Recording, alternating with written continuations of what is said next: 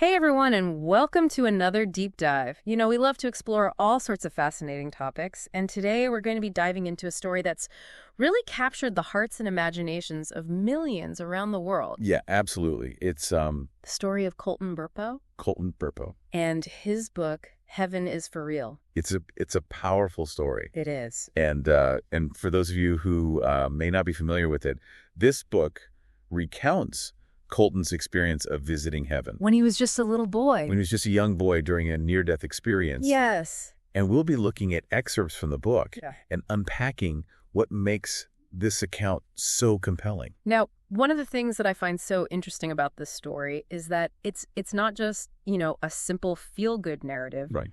It really delves into some pretty profound questions about faith, Absolutely. about the afterlife. The nature of reality itself. Yeah, and it does so through this lens of a child's innocence, Yeah. which I think adds a layer of authenticity that many people find deeply moving. I think that's a big part of the appeal. Yeah. It's that it's coming from a child who's presumably, not trying to, fabricate or embellish anything, just sharing what they experienced Right. in a very pure and simple way. Right. And so let's start at the beginning because Colton's story doesn't begin in heaven. It begins with a very real and terrifying health crisis. Yeah. He becomes incredibly ill, and it's not just a sniffle, is it? Oh, no, not at all. This was a life or death situation. Yeah, actually, his illness starts with seemingly ordinary symptoms, Yeah. stomachache, Yeah. vomiting, things that many parents would initially attribute to just a common bug. Right. But then there's this rapid escalation, a sense that something is terribly wrong. And the book, I think, really paints a vivid picture of this medical mystery unfolding, the initial misdiagnosis, Mm-hmm. the delayed treatment, the frantic search for answers as Colton's condition worsens. Right. It's every parent's worst nightmare. Absolutely. And it's this backdrop of fear and uncertainty that makes his eventual claim of visiting heaven all the more impactful. Right. It's like emerging from the darkest depths into this realm of light and wonder. So there they are, a family trapped in a small town blizzard raging outside.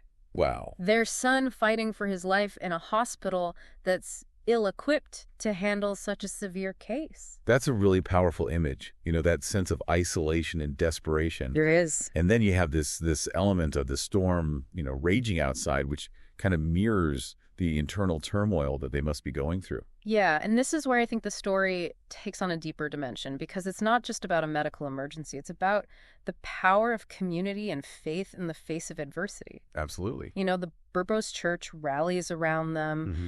holding prayer meetings, offering support. It speaks to that human need for connection, for hope, when confronting life's most challenging moments. Yeah, it's that sense that you're not alone. Right. Even in the darkest of times, that there's this community, this network of support Yes. to help you through.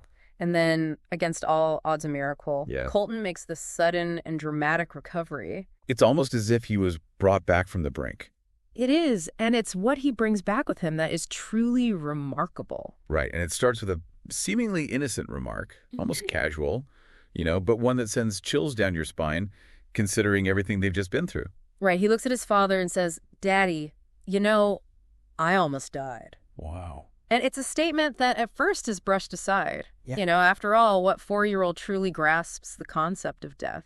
Exactly. I mean, at that age, it's more of a, just a phrase they might have heard Yeah. without fully understanding the weight of it. Right. But as time goes on and Colton starts to share more about what he remembers from his time being sick, a whole other layer of this story begins to unfold. And that's where we're going to pick up in part 2 of this deep dive. So stay tuned. It's on a family road trip a few months after Colton has recovered that he drops this bombshell. Oh, wow. He just casually mentions Yeah. that he went to heaven Hmm. while he was sick. Okay. And it's not just like this vague notion of a peaceful place. Right. He starts sharing vivid details, descriptions that are way too specific Yeah. to dismiss as just like simple, childish fantasy. And what's so striking is the clarity of his descriptions. Yeah. He doesn't talk about the stereotype of heaven floating on clouds or seeing a bright light. Right. He describes people he met, conversations he had, Wow. even the clothes they were wearing. This is where the story takes on this really fascinating dimension. Okay. Colton's descriptions of heaven are infused with this childlike innocence. Yeah. But they're layered with this theological and symbolic depth. It's really interesting. It is. For example, he talks about meeting Jesus. Okay. And his description is remarkably detailed. Yeah. He describes Jesus wearing purple and white robes with markers, as he calls them, on his hands and feet.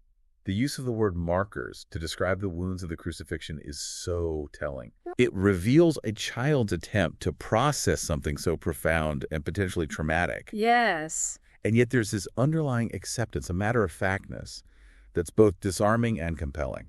It's like he's describing something as ordinary as seeing a friend at the park. Yeah. And he doesn't just talk about Jesus' appearance, he also describes the angels. Oh, okay. He says there were lots of angels, all dressed in white with yellow sashes. This detail about the yellow sashes is particularly interesting. Why is that? Well, in many spiritual traditions, yellow is associated with joy, enlightenment, and divine energy. Oh. It's as if Colton is intuitively tapping into this deeper symbolic language. Wow. Even though he wouldn't have consciously understood those associations at his age. That's amazing. It really is. He also talks about angels singing these beautiful songs he'd never heard before. It makes you wonder if these songs reflect a kind of celestial music, you know? Yeah. Something that transcends our earthly understanding of melody and harmony. It's a reminder that our human senses and perceptions are so limited. Absolutely. And Colton's experience suggests a realm where sound and light might operate on a completely different frequency. Yeah. One that we can only glimpse through his innocent eyes. It's a really intriguing concept. And then there's this image of Jesus riding a rainbow horse. Oh, wow. It's such a vivid and unexpected detail. Yeah. And yet it resonates with that childlike sense of wonder. It's this fascinating blend of childlike simplicity and biblical symbolism. Okay. The rainbow itself has multiple layers of meaning, you know. Right. In the biblical narrative, it represents God's promise to humanity after the flood. Okay. In a broader sense, it symbolizes hope transformation, a bridge between heaven and earth. So you have this powerful image of Jesus, a figure of love and salvation. Yeah. Riding a rainbow horse, a symbol of hope and divine promise. It's powerful. It's a powerful visual that speaks to both our hearts and our imaginations. Absolutely. And it's important to note that Colton doesn't just describe this static, ethereal heaven. He talks about having homework to do in heaven. Homework. Which is a detail that really highlights a child's perspective on continuity, on life, extending beyond this earthly realm. So it's as if heaven for him isn't just about rest and peace. Right. It's about continued learning, growth, and purpose. Perhaps it suggests that our souls continue to evolve even after we shed our physical bodies. It challenges us to re-examine our assumptions about the afterlife. Yeah. To consider the possibility that it's not a static endpoint, but a dynamic continuation of our spiritual journey. That's a really thought-provoking idea. And then we come to the most emotionally charged part of his story. Okay. His encounters with deceased relatives in heaven. Oh, wow. He describes meeting his great-grandfather, Pop, who died long before Colton was born. What's remarkable about this encounter is that Colton provides specific details about Papa's appearance. Yeah. Details he couldn't have known unless he'd actually met him. Right. He describes Pop's physical features accurately despite never having seen a picture of him. And he mentions that Pop had big wings.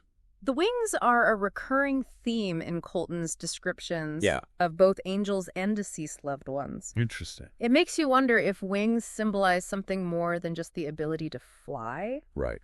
Perhaps they represent spiritual transformation, Okay. a shedding of earthly limitations, a state of pure and unfettered being. That's a beautiful interpretation. And it resonates with many spiritual traditions that associate wings with transcendence, spiritual elevation, a connection to the divine. That's a powerful symbol. This encounter with Pop is especially significant because Colton's mom, Sanja, had struggled for years with doubts about her father's salvation. Oh, wow. You know, she'd always worried about whether he'd gone to heaven. That's a common worry. And so Colton's confirmation that Pop is in heaven, that he's happy and has wings, brings her immense comfort and closure. It speaks to that human need for reassurance, you know, for knowing that our loved ones are safe and at peace even after they're gone.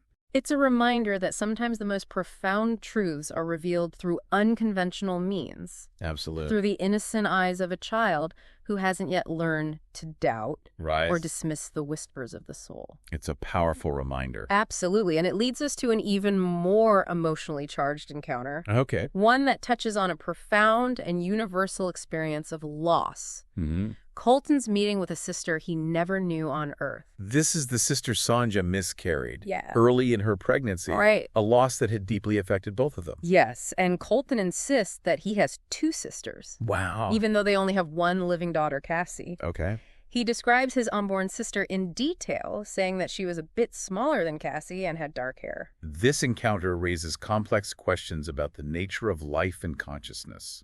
About the soul's existence before and beyond physical embodiment. It touches upon the mystery of life in the womb and the spiritual implications of miscarriage. Right. A loss that is often silent and shrouded in grief. Absolutely. And Colton's description of his sister is heartbreaking in its simplicity and honesty. Yeah. He cries for her, saying he doesn't understand why she's in heaven and not with him. It speaks to the innocence of a child's grief, Yeah. Their inability to fully comprehend the complexities of life and death.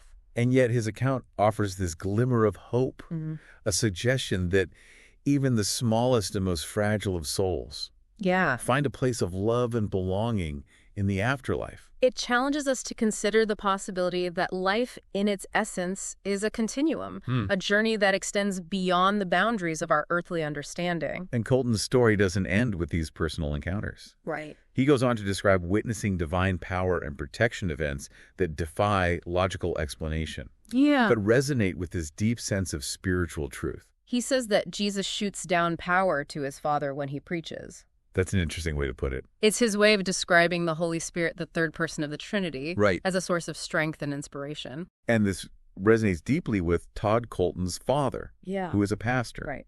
He often prays for divine assistance before delivering his sermons.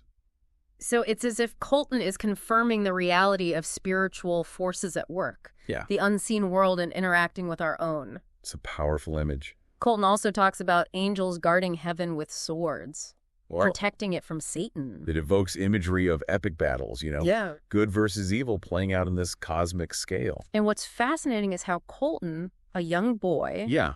seamlessly blends these theological concepts with his own personal experiences. He's not quoting scripture or reciting dogma. He's sharing what he saw, what he felt, Exactly. with an authenticity that transcends religious boundaries. And this idea of spiritual warfare, it takes on this very tangible form in Colton's account. Right? He doesn't just talk about angels with swords. Yeah. He describes a battle with monsters. Really? These creatures that are terrifying even in his childlike descriptions. It's interesting how he uses that word monsters. Yeah. It's a simple term, but it evokes this very primal fear. Mm-hmm. Something deeply rooted in our collective unconscious. Right. It suggests a darkness, a malevolence Yeah. that exists not just in the external world, but also within the human psyche. And this battle isn't just a distant spectacle for Colton. Oh. He claims that his own father will be involved in this coming fight. Wow. That must have been a powerful revelation for his father, Todd. Right. To hear your young son describe a future where you're engaged in this cosmic battle against evil. It's both awe-inspiring and unsettling. Absolutely. And what strikes me is Colton's matter-of-fact tone when he describes these things. Yeah. He doesn't seem scared or worried. Right. He just states it as a fact, something he's seen with his own eyes. It makes you wonder if children have this different perspective on life and death, Yeah. on good and evil. Right. Perhaps they haven't yet developed the same fear of the unknown that we as adults often carry with us. It's like they see the world with a clarity and simplicity that we've lost somewhere along the way. It's a beautiful thought. And Colton's story, while extraordinary, invites us to reconsider our own beliefs. Yeah. To question what we think we know about reality and the possibilities that lie beyond our everyday perceptions. One of the most powerful takeaways from Colton's story, I think, is this emphasis on childlike humility. Okay.